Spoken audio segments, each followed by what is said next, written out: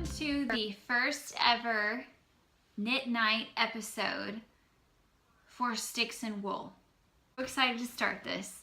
I have been planning and thinking and really driving myself insane for quite a while because I wanted to do this, and then I got that analysis paralysis problem where you watch so many other amazing people and then you just get paralyzed thinking, you know, you're playing the comparison game and thinking, I'm not as good as they are, or I don't know if people are going to actually want to listen to this, or I'm just going to embarrass myself. So, all that aside, it is nighttime here. It's dark. I'm working with some strange lighting, so bear with me. Hopefully it's not too bad. So, I have so many things that I have thought about talking about on a podcast, and here's how I want to be a little bit different.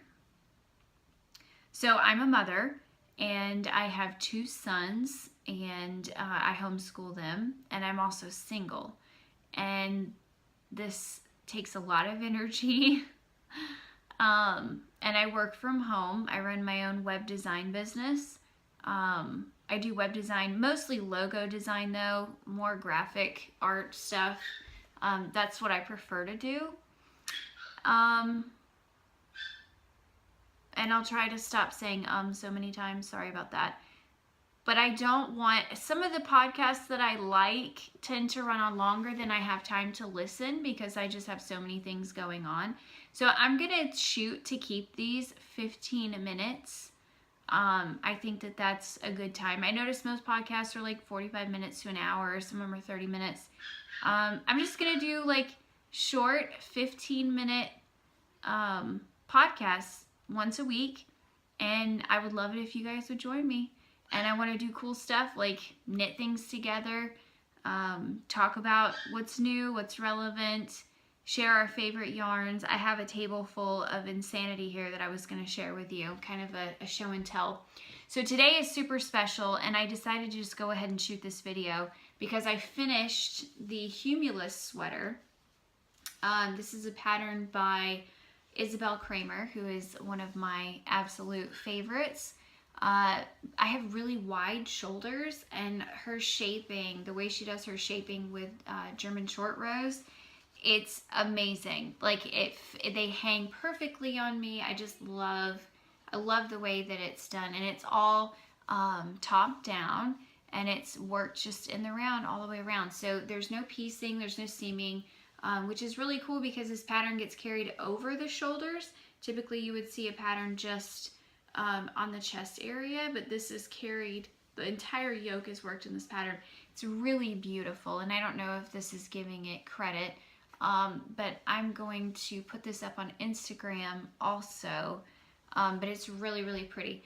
So you might be able to see some of the issues I had with the sleeves because I did not read correctly when she was talking about decreases on the arms of the sleeves. So I actually ripped one of them out and went back. And then I added this fun little detail of color, stripe of color in the wrists. I was going to add it, I don't know if you can see this, in the bottom of the sweater, but I didn't end up adding it down there because I didn't want to detract from this beautiful top. But I love this sweater. I did this in Berroco vintage, and I am so bad about keeping labels. I actually did keep the label for this, but I don't have it with me. I have it with my Swift, which is set up in my bathroom. I know it sounds strange, but the master bathroom in my house it's giant. It shouldn't be that big because the rooms are really tiny, and I have no closet. No kidding, I have no closet, but I have a huge bathroom. So, I will have to grab those, and I will list them down below. The names of the colors that I used, but it was Berroco vintage. I bought this on my birthday, December 15th, 2017, on my 35th birthday, and then I started knitting, I think a couple of days before Christmas, and I used the Christmas break to just do all the color work. I did the whole yoke over about 4 or 5 days on Christmas break, and it was tedious, and you have to pay attention And that's another reason why I wanted to do it on Christmas break, because I had, you know, blocks of time that were not interrupted as much as normal. So one exciting thing that I want to share with you that I just got today are these field guides, the Mason-Dixon field guides. These things, I have been looking at these things and I have been longing for them for a while now. Really, I was crazy about what I saw other people doing with the sequences book. There's some patterns in there that I can't wait to get my hands on. I am going to write, I've written a couple of patterns and they're published on Ravelry, but I really wanted to start getting more serious with writing some patterns. And so that's where this comes in. I have this beautiful, and of course I didn't bring it in here. Oh, I did actually. Here it is. This is Madeline Tosh. This is their, I think it's their DK. Yeah, Tosh DK in Coal Seam. The name of this one is Coal Seam.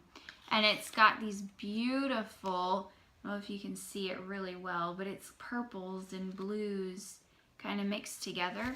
So I'm writing a top, and I'm not telling the name yet.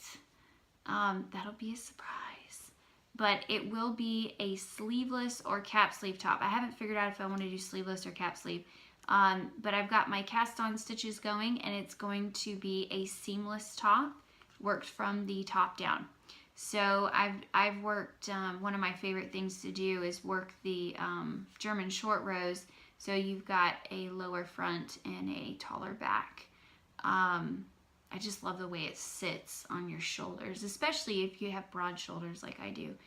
But I'm looking forward to making this, and I'm slowly making my way through it. And as far as works in progress, I actually have something in the other room, which I did not bring in. I'm like totally unprepared. And I need to bring that in. It's a shawl also by Isabell Kraemer, and give me 2 seconds and I will grab it. Okay, so I might have a surprise for you next time to show you the other Isabell Kraemer shawl, because it is currently in a bag that is somewhere on another level of the house, and I did not want to spend that much time running down there. Plus my legs are super sore from lifting too many things. I have chickens and I have dogs, which I'm sure you can hear one of the little dogs in the background carrying on. But lifting those 50-pound bags, they're like half my weight. So it makes me sore. This I wanted to share with you. This is, okay, so I did it. I jumped on the bandwagon and I started, not the Find Your Fade. This one's called the Free Your Fade. I think this one came after the Find Your Fade, but I was a little late to the game.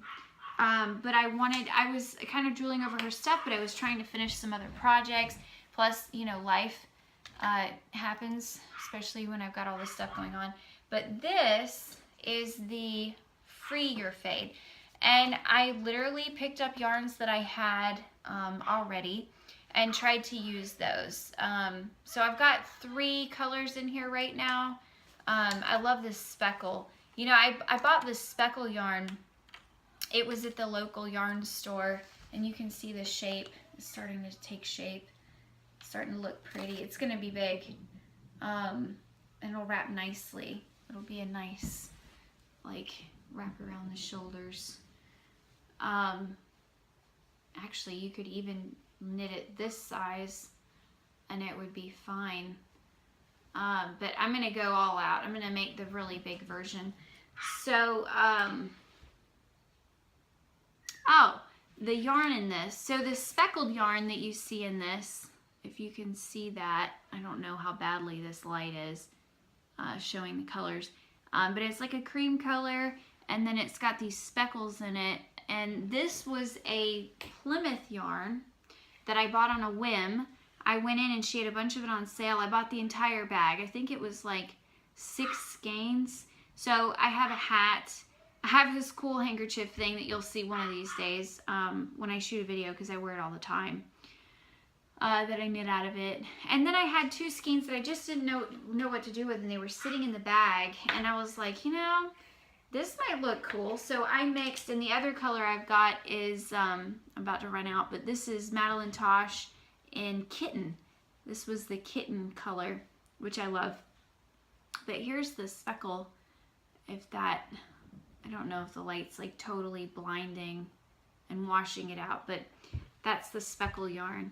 And then I wanted to show you this new yarn that I just got that I cannot wait to make something with. So as soon as I get my pattern going for the spring and summer top, I know dark colors for spring and summer, but I just couldn't resist. I've been picturing this top in my head for so long. As soon as I saw that yarn, I've literally had this yarn for a long time, and I just ordered more of it. Thank God somebody still had some left so that I can make this, because, you know, Madeline Tosh, they run out of their colors, and they do not revisit them. I have learned the hard way.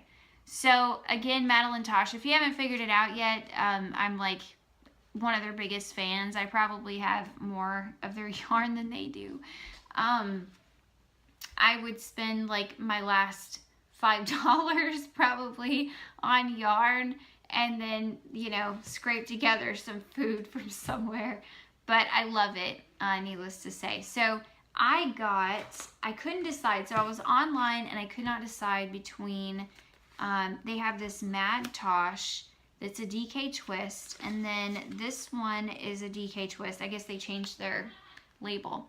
So I couldn't decide between these two, and I don't know if this bad lighting is doing these any justice, but there are some beautiful, so this is more of a gray base, and this is more of like a sandy taupey kind of base. They both have kind of an orange. This is more of a yellow orange. This has got a deeper orange in it, and they've got a few speckles and maybe a few little browns in there. I love these colors, like absolutely adore them. They're like my perfect neutral with just a little hint of color. Absolutely love these yarns. So I have to figure out what to make with these. If you have any suggestions or ideas, let me know. Because I am open to suggestions all the time. And then I couldn't resist these two. So this is Madeline Tosh in Breakup Makeup. Love that. And then Wildflower. This one with the green is Wildflower.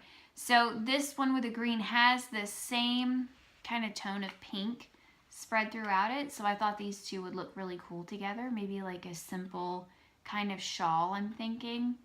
I want to write a pattern for that. So I'm really excited about that. So yeah, so lots of cool things coming. I think with the sequences books, I know they're written 1 through 5. There's 5 of them. I'm going to start typically, like I do, at the end and work my way back. So I'm going to start with book 1 and then work my way back around. I'm just so excited to, like, texture is one of my favorite things. Sorry, the dog is at the door. Let me let her in before she has a coronary. This is actually my my puppy. Mama is 3 years old and a little bit bigger than this, but this is the baby. This is a sweet baby. This is Sookie. We named her Sookie, kind of like Sookie Stackhouse. Forgive me if you don't know what that reference is from, but the show True Blood. So anyways, Sookie's here. You're gonna stay with us for a little while. You just couldn't live with that door closed, could you? I was trying to block out the noise from my kids playing their games because they have a tendency to yell and stuff, so I just can't get any alone time, huh? I can't. I'm so excited to be doing this, and if you guys want any specific topics, if you want me to like cover anything, if you have any questions, let me know. I would love to answer those, and I will be around. I'm gonna work on this shawl and this top, and I will see you guys next week. Happy night knitting!